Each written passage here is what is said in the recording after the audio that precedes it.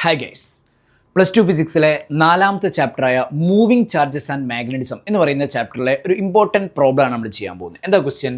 An electron enters A uniform magnetic field of 0.01 Tesla perpendicular to the field with a speed of 2 × 10⁶ meter per second. Find the radius of the circular path. നമ്മൾ പഠിച്ചിട്ടുണ്ട്, ഒരു charged particle magnetic ഫീൽഡിലോട്ട് perpendicular ആയിട്ട് enter ചെയ്യുകയാണെങ്കിൽ follow ചെയ്യുന്ന path circular പാത്താണ്. അതിൻ്റെ radius കാണാനാണ് നമ്മളോട് ചോദിച്ചിട്ടുള്ളത്.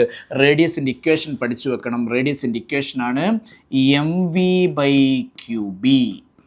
ഇതിലിട്ട് കൊടുക്കാം. R = മാസ്, ഇലക്ട്രോൺ അല്ലേ, ഇലക്ട്രോണിൻ്റെ മാസ് എത്രയാ?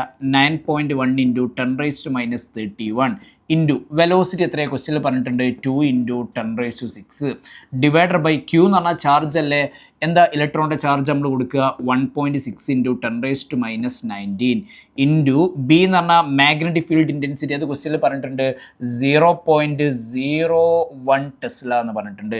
ഇതങ്ങോട്ട് കാൽക്കുലേറ്റ് ചെയ്താൽ മതി. ഇത് ചെയ്യുമ്പോൾ നിങ്ങൾക്ക് 1.14 × 10⁻³ മീറ്റർ എന്നാണ് കിട്ടുക.